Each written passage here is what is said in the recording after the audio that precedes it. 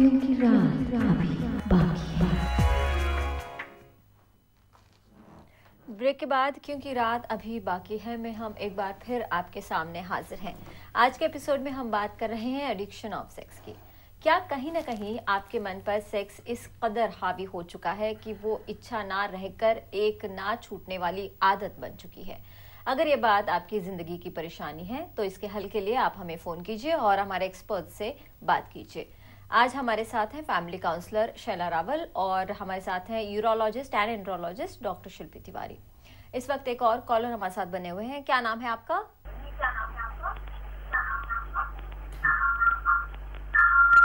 संतोष। जी संतोष, आप कहाँ से बोल रहे हैं? संतोष, आप मेरी आवाज सुन सकते हैं? लगता है लाइन पर नहीं है संतोष। एक और कॉलर इस वक्त हमारे साथ हैं। क्या नाम है आपका? अपना नाम बताइए।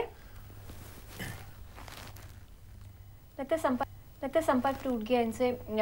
एडिक्शन ऑफ सेक्स की बात जैसे हम कर रहे हैं, वो औरत क्या करे जिसके पार्टनर को इस तरह की कोई लत है?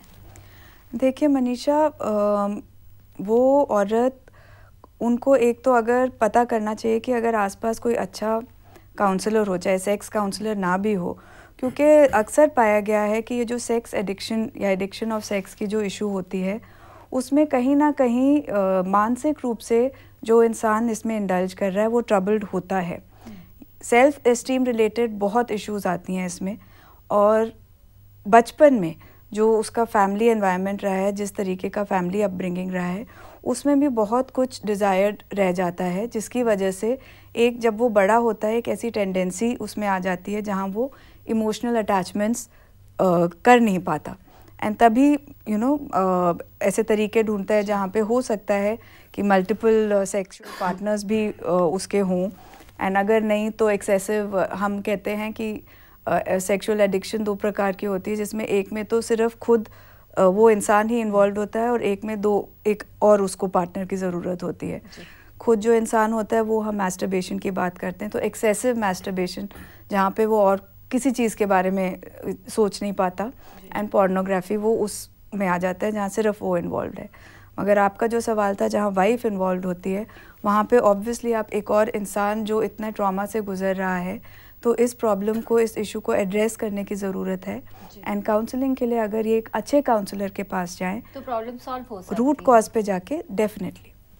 इस वक्त मैं अपने व्यूअर्स को एक बार फिर से बता दूं, फिजिकल रिलेशनशिप से जुड़ी कोई भी बात आप हमसे कहना चाहते हैं, कोई भी सवाल आप पूछना चाहते हैं, तो आप हमें बेझिझक फ़ोन कर सकते हैं। हमारे फ़ोन नंबर्स लगातार आपकी टीवी स्क्रीन पर फ्लैश हो रहे हैं। जैसे आपने कहा कि आदत पड़ जाती है कई पार्टनर्स की, क्या आपके पास जो पेशेंट्स आते हैं उनको इस तरह की कोई आदत है कि अपनी सेक्स की इच्छाओं को पूरी करने के लिए वो कई पार्टनर्स के पास जाते हैं क्योंकि उनको एक तरह का एडिक्शन हो गया है? देखिए, ऐसे कुछ लोग तो आते हैं जो कि शादीशुदा हैं अथवा शादीशुदा न भी हैं, तो वो कई लोगों से संबंध बनाए रखते हैं। उनमें ऐसे लेकिन बहुत कम लोग हैं जो कि एडिक्टेड हम कहेंगे जी। और उनको हम यही सलाह देते हैं कि किसी तरह उनकी काउंसलिंग करके कि वो उस एडिक्शन से कैसे दूर हों। हालांकि हम लोगों के पास फिज़िकल जो समस्याएं हैं उनसे जूझते हुए लोग ज़्यादा आते हैं, एडिक्शन के इतने पेशेंट्स नहीं आते हैं जी।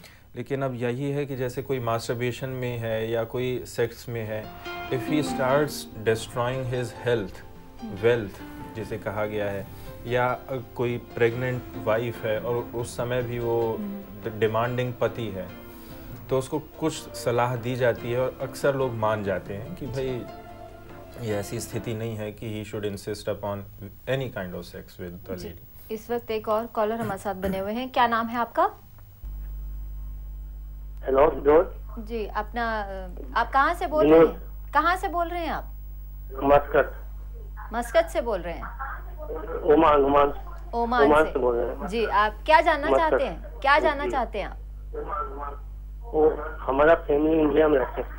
आपसे रात में जब सोते हैं तो थोड़ा सा गिर जाता है, कभी कभी आपसे एक रिक्वेस्ट है, आप अपने टीवी का वॉल्यूम थोड़ा सा कम कर दीजिए। अब आप अपना सवाल पूछिए।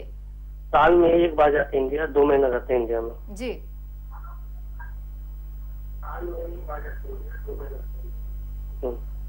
वो सप्ताह में 2 दिन 3 दिन की जाता है, जी, इससे हस्त मंथन करना पड़ता है।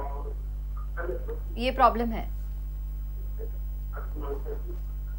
मास्टरबेशन करना हाँ जी। पड़ता है, उन्होंने ये कहा। और जैसे हमने एक और कॉलर के क्वेश्चन को एड्रेस किया था, इसमें भी वही सिचुएशन सिमिलर है।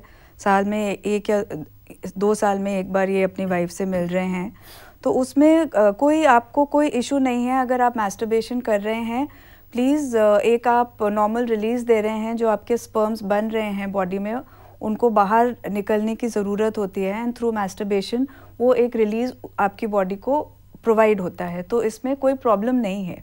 अगर आप कर रहे हैं तो इसको आप एक इशू मत बनाइए कि आप कुछ गलत कर रहे हैं या मुझ में कोई प्रॉब्लम है, अगर आप इस चीज़ में इंडल्ज कर रहे हैं तो। जी, इस वक्त एक और कॉलर हमारे साथ बने हुए हैं। अपना नाम बताइए। हेलो, अपना नाम बताइए। Hello, I am mister Zohar from Goa. मैं जो ये जो जी यूरोलॉजिस्ट है, डॉक्टर साहब है, मैं इनसे इलाज करना चाहता हूँ। मैं he is very talented and highly qualified.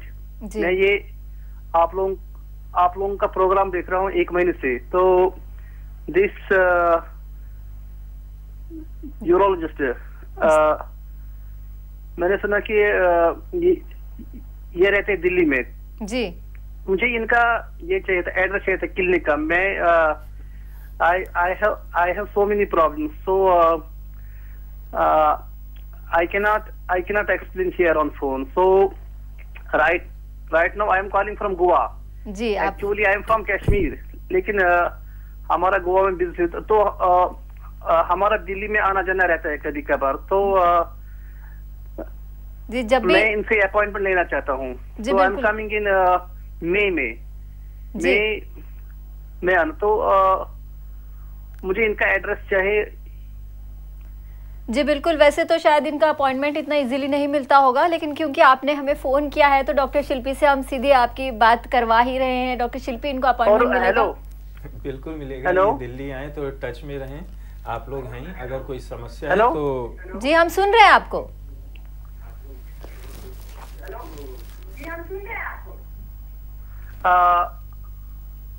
मुझे आपका मोबाइल नंबर चाहिए सर। इनका मोबाइल नंबर हम आप तक पहुंचाएंगे, ये हमारी जिम्मेदारी है। आपने अपना नंबर हमारे पास दे रखा है। इनका डॉक्टर मोबाइल नंबर आप तक ज़रूर पहुंच जाएगा। और मई मंथ में आपकी अपॉइंटमेंट भी तय हो गई है, जैसा कि इन्होंने टीवी पर कबूल किया है कि अपॉइंटमेंट ये आपको बिल्कुल देंगे। तो आपकी प्रॉब्लम सॉल्व हो गई है। एक और कॉलर इस वक्त हमारे साथ है। क्या नाम है आपका? हाँ जी, हेलो जी, अपना हेलो। नाम बताइए। मैडम, मैं पटना से टी आलम बात कर रहा हूँ। जी जी, मुझे सर से थोड़ी बात करनी है, मैं समस्या अपनी बता रहा हूँ। जी बिल्कुल बताइए। हाँ जी, अभी तो मैं करीबन 25-26 साल का हूँ मैडम। जी आज से करीबन 12 साल पहले, जब मैं 13 साल का हूँगा, जी तो उस वक्त एक्चुअल में क्या होता था कि जिसको आप मतलब आप लोग बताते हैं नाइट फॉल, जिसको कहा जाता है नाइट फॉल होता है। जी वो पहले तो 10 दिन 12 दिन में हो रहा था, फिर वो क्या हुआ कि 3 दिन 4 दिन में होने लग गया। और ये 13 साल 14 साल की उम्र की बात है। जी उसके बाद में क्या हुआ कि अब होता ही नहीं है, कभी नहीं। वो उसके बाद में करीबन 10-12 सालों में बहुत से बहुत तो 2 या 3 बार हुआ होगा। जी तो what is the reason behind it? देखिए, जो प्यूबर्टी के साथ ये नाइटफॉल की जो अकरेंस है, ये शुरू होती है।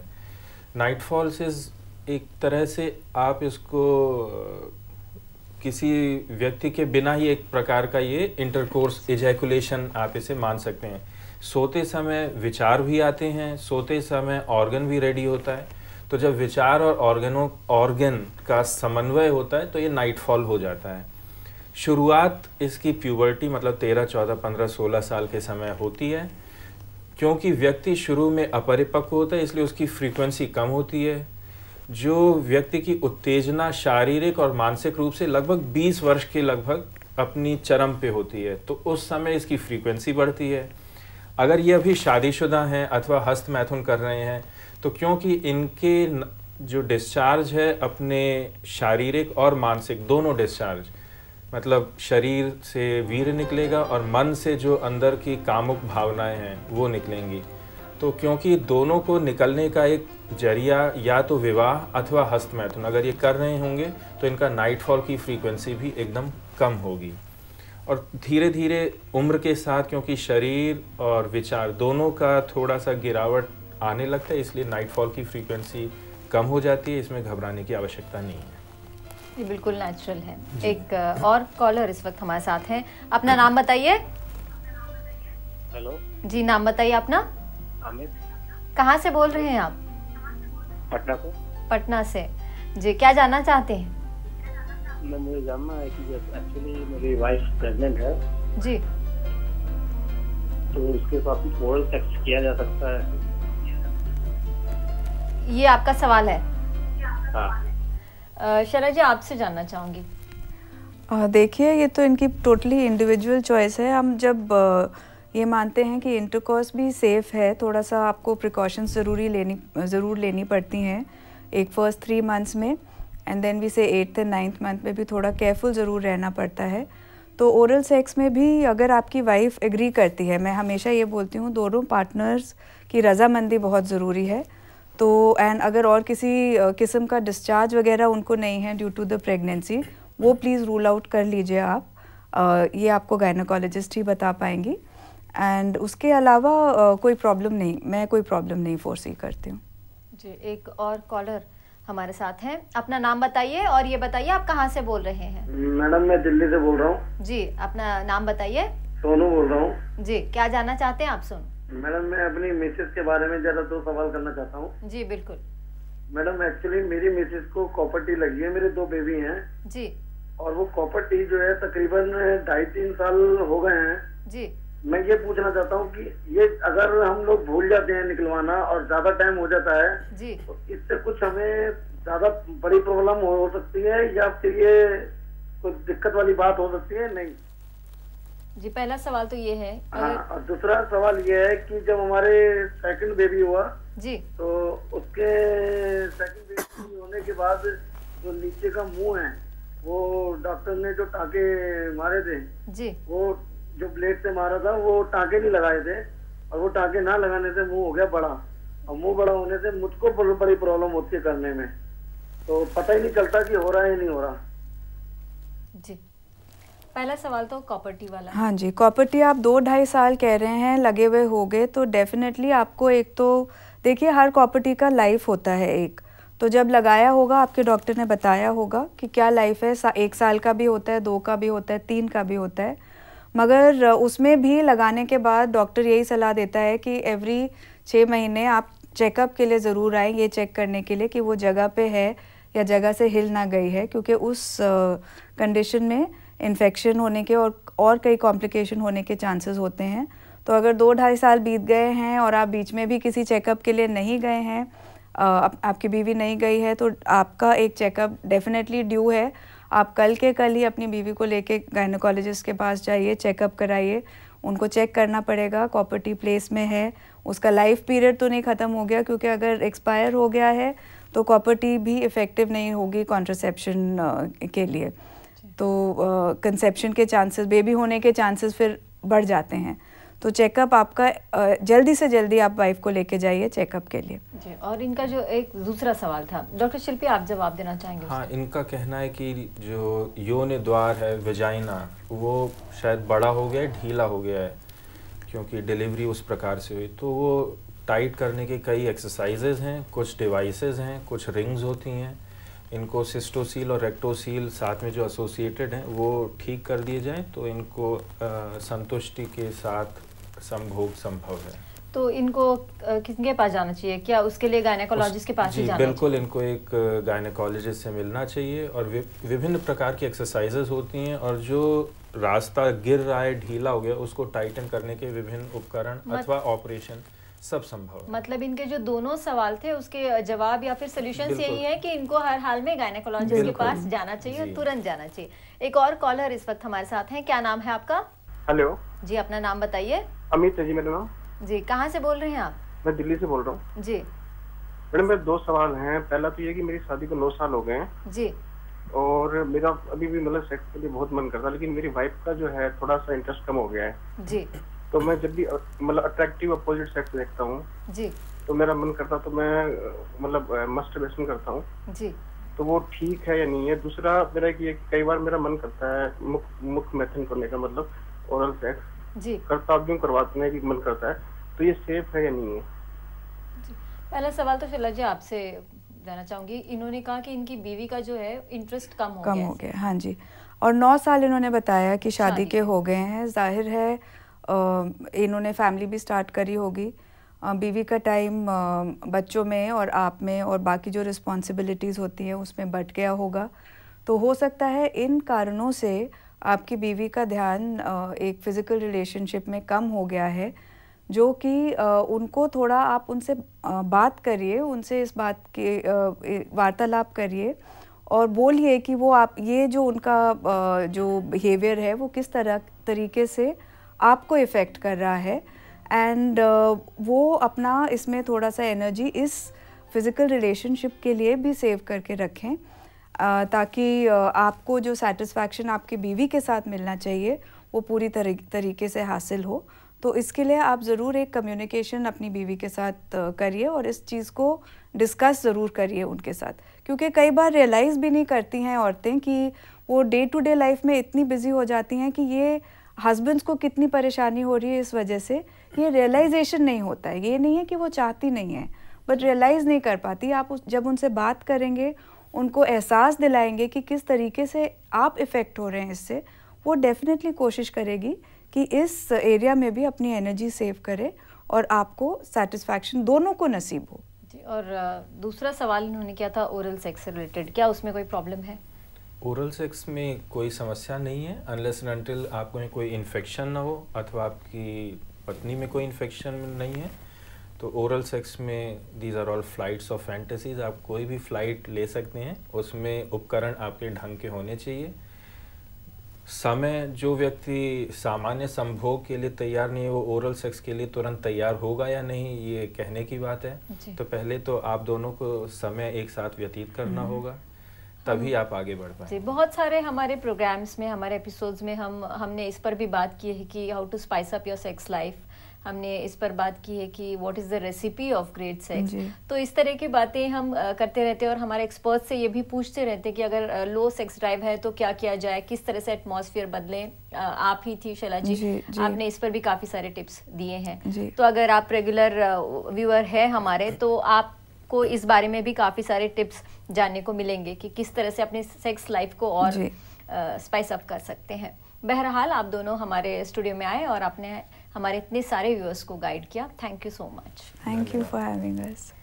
वक्त आ गया है आपसे विदा लेने का, क्योंकि रात अभी बाकी है। मैं आज के लिए इतना ही। हमें उम्मीद है कि आपको अपने प्रॉब्लम के सॉल्यूशंस मिल गए होंगे, और जो लोग आज हमसे सवाल नहीं पूछ पाए, जो अभी भी संकोच कर रहे हैं, वो अपना संकोच दूर करें और अगले एपिसोड में हमें ज़रूर कॉल करें। तो अगले शनिवार रात 11 बजे आपसे फिर मुलाकात होगी और आपके सेक्स लाइफ से जुड़े कई पहलुओं पर हमारे एक्सपर्ट्स आपको सलाह देंगे। तो देखना ना भूलिए, क्योंकि रात अभी बाकी है। क्योंकि रात अभी बाकी